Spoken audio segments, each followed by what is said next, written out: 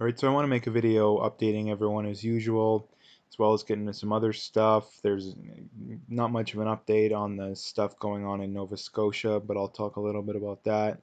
And so basically, let's get right into it here. Alberta had 105 new cases yesterday, so we're kind of all over the map. We had like 240. We've had like 160, so we're a little all over the map. But like I said, the one thing that needs to be pointed out is that Alberta's testing a lot of people. I think we tested about what 4,000 people yesterday. So we're testing a lot of people, and the more people you test, the more cases you're going to have. Number one, because that's just common sense, and number two, there's a lot of people that have it that are asymptomatic or they have very very mild symptoms. That if you're testing more people, you're going to test more people like that. But again, if you have very mild symptoms or no symptoms, then there's no real point in getting tested because, assuming you're social distancing, um, but there's no point in it because you're not a harm to you're going to be fine as long as you don't spread it to other people. There's really no point. But and that's why I've been promoting people wearing masks, for a while, even though the Canadian government has been against it for a while. They changed their tune, but again, it doesn't, that whole situation's a different different topic in and of itself. But Canada's up to 37,374 cases with 1,728 dead. Um, so Canada's numbers continue to tick up. But I seen in Ontario like 30, or it was in the 30s, the amount of their dead that is from one nursing home. And in Alberta, I think we've had over 20 people in a Calgary nursing home die. So that's the problem we have to look at here, is that it's not a problem for younger people. And I keep pointing that out, that there's absolutely no reason that we can't reopen the economy, or at least mostly reopen things. Keep older people quarantined too. Like, I don't understand, people have this gripe of, oh, if we're gonna open things back up, it has to be perfectly back to normal. Like, is that the hiccup? Like, I don't understand. There's no reason we can't keep nursing homes quarantined. We can't still let older people who are still working or they're not in a nursing home to continue to quarantine, or at the very least avoid crowded areas or public places. To me, it makes absolutely no sense. And the studies that have been coming out lately clearly show that the death rate isn't as high as the initial estimates. It's clearly lower. And then there's some other stuff I wanted to get into as well. But before that, Justin Trudeau provided an update on the terrible, terrible thing that went on in Nova Scotia. Uh, what was it? Started on Saturday, ended on Sunday, and like I mentioned before too, I think I mentioned, it would have been nice if we didn't have to politicize this, but right on cue, you have all these people talking, oh, gun control. I've seen people saying, oh, funny they're not calling it terrorism because it's a white guy. All that kind of predictable BS too. And if those people didn't open their mouth, I would be perfectly happy to just leave it at the terrible tragedy that it is. But the minute, like I say, the minute you throw the first punch, I'm gonna hit back. That's just the way it works. So Justin Trudeau was asked questions on the shooting, and he just, he did his usual hum and ha, yeah, you know how he does it. If you've ever watched a Justin Trudeau interview, and it's not like normal stuttering. Like, everybody does it to a degree, but Justin Trudeau takes it to a whole new level. It's like he can't even start a sentence without saying or and he can't even, transition his thought without saying or Like, it makes no sense. So anyway, I know I just said it, but I don't. Every transition I don't do it, and I don't start every sentence with it. So the one thing I wanted to point out is that if this was a AR-15 or a quote unquote assault rifle, which is what the left views as it, which isn't actually the actual definition of it. Again, the actual definition of it is a select fire rifle, which are already prohibited in Canada, by the way. What they're thinking of is usually semi-automatic guns that look scary. Basically, is their definition. They don't have a set definition. Their definition is a semi-automatic gun that looks scary, and most of those are already prohibited guns, which means it's highly illegal to have it outside of a range. Um, But the thing too that I wanted to point out here is that if it was, my guess is that number one, I mean, the first thing to point out here is that the gun here is completely irrelevant, because this wasn't a shooting that happened very fast. This wasn't a guy coming into a classroom of kids and shooting them all very fast. This was something that went over a large period of time. Not to mention, too, by the looks of things, it looks like a lot of people may have died because they were burned inside their own house. So a lot of these people that were killed may not even have even been shot. But again, I don't know. They're not reporting many of the details. So again, it's all speculation at this point, which is another reason why all the people calling for gun control are complete idiots, because they don't even know. For all we know, it could have been a already illegal, highly illegal gun that was bought illegally. Which at this point, my guess is I would bet money that it was a illegal gun to begin with. He's not a licensed gun owner, or it was like a bolt action rifle or something like that that isn't the quote unquote scary gun that the left always likes to demonize. But I mean, that would give them an excuse to ban all guns, but still, their agenda is the semi-automatics always. And the semi-automatics aren't even more dangerous. I mean, at least the rifles. You look at the overwhelming majority of murders are committed with cheap handguns. A lot of them are semi-automatic. A lot of them technically are double action, which is kind of like semi-automatic, but there is a difference. Um, so that's the one thing to point out too, is that, like I say, I didn't want to have to bring it to this, but banning guns, again, you failed history class if you think that banning guns is a good idea. Terrible, terrible idea, because what has happened throughout history when governments, ban people's ability to protect themselves against tyrannical government, basically. Oh, guess what happened? The Nazis happened, communist, Soviet Russia happened. All these kind of things. Look at North Korea. All these kind of things happen because of gun control. Again, the idea that, oh, well, you're not going to be able to defend yourself against a nuke with an AR-15. Again, terrible, terrible argument.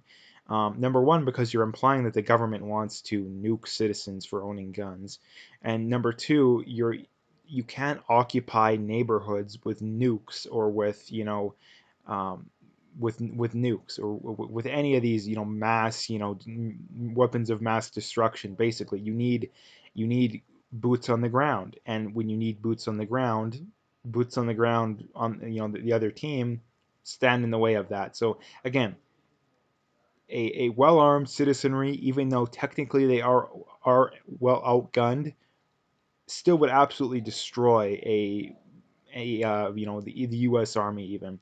And I mean, look at the simple example too. Look at, like, in Iran, they're way less well armed, way less well trained, but they held off the most well armed, biggest military in the world. And the last thing to point out too for this kind of thing is that, I mean, look at North Korea too. I mean, they have nukes, but do they let their citizens have guns? Well, no, because they know that they have guns, they wouldn't be able to oppress their citizens. So again, just wanted to point that out too, because I really can't stand it. Like, I'm reading through comments on social media and stuff, and you see all these people calling for stuff when they don't even know the existing laws too. Like, for me, you have zero credibility whatsoever if you don't even know the existing gun laws, because most of these people are calling for things that already are legal or highly regulated. So again, I just wanted to point that out. This is from Canada Proud on Twitter. They're going to say, wow, shock, the WHO is endangering the world to appease China.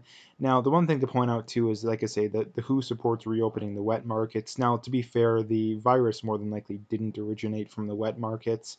But the thing to point out here is that Canada has bought into China's numbers, and that they think that they're credible numbers as far as their deaths, their case numbers. But China recently came out and readjusted their numbers, because they're blatant. I mean, anybody with half a brain knows they're way too low. They're probably 10 times higher than they're reporting. All the while, Canada was talking about how reliable their numbers were. So Canada believes more in China's numbers than China does. Like, that just goes to show, like I say, for all the people that still think Canada clearly isn't, I mean, these politicians clearly aren't commie sympathizers at the very least, or paid off by China. I think it's probably a combination of the two. Again, what more is it going to take? Like, Canada believes more in China's own numbers than China does, and yet you people still think that Canada isn't paid off by China and or commie sympathizers. Like, come on, it couldn't be any more blatantly obvious. But anyway, this is from Bloomberg, and this they go on to say Quorum's 24 hospitals face bankruptcy amid COVID-19 pressure. Now, you see this a lot in the States that a lot of these hospitals are so quiet that they're number one, they're laying off a lot of staff, and number two, they face bankruptcy because they're not making any money because there's so few people that are in the hospitals because this clearly isn't what it was made out to be. Clearly, it wasn't made out to be. Now, I wanted to swing it over to this story, also from Bloomberg, that kind of goes in with that, and they say Sweden says controversial virus strategy proving effective, and they basically their strategy was they go on to say Sweden has left its schools, gyms, cafes, bars, and restaurants open throughout the spread of the pandemic. Instead, the government has urged citizens to act responsibly and follow social distancing rules. The spread of the virus across the globe is triggering different responses across national and even state borders as authorities struggle to contain an outbreak about which remains unknown. And again, if the way we're going about things is the better way of doing it, then why isn't Sweden facing massive outbreaks? Why aren't their hospitals overwhelmed when I mean they clearly aren't. I mean, I'm sure we would see reports of it if they were. So to me it doesn't make any sense, and like I say, there's clearly more going on here than the government is letting on, because it's blatantly obvious to anybody who's paying even the least bit attention that we're clearly overreacting to this, like clearly. And not that I'm trying to imply that there's zero downside to not to doing something like what Sweden say. Yes, there is a still a risk of you're going to have more infections, but the risk on the other side is that we're more than like I mean we're bringing on a recession for sure. We're going to be coming out of this. I mean we already are, but we're going to be in recession. That's a guarantee that we're going to have a recession. There's no debating that. The debate is how bad the recession is going to be. Now, the longer we keep this up, the more likely it is going to be the worst recession we've ever seen. And I keep saying this, that people seem to just, they don't even care. Like it's in one ear, out the other. That do you realize just how bad things could be? Like we could be facing 20-25% unemployment. Like a lot of people are going to lose their houses or could lose their houses. You could lose your car, you could lose anything. You're going to have to declare bankruptcy maybe. Like who knows, like again, people don't understand just how bad this is could be. And to me it makes no sense. Like we're unless this is Black Plague 2.0, like 30, 40, 50% of the population is going to die. That's the only reason that I would support completely locking things down.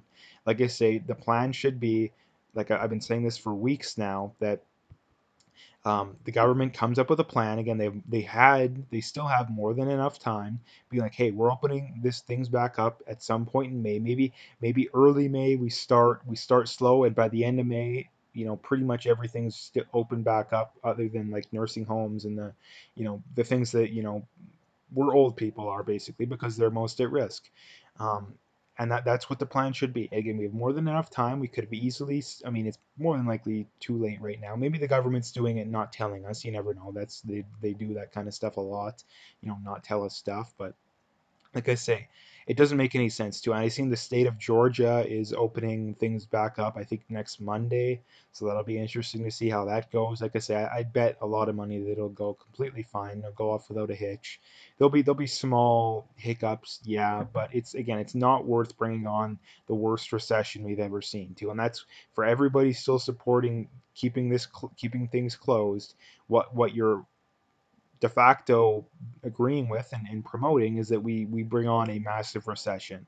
And again, the problem too is that people are terrible at um, predicting future events, seeing things down the road, all that kind of stuff. People seem to all they care about is the here and now, and that goes for government too.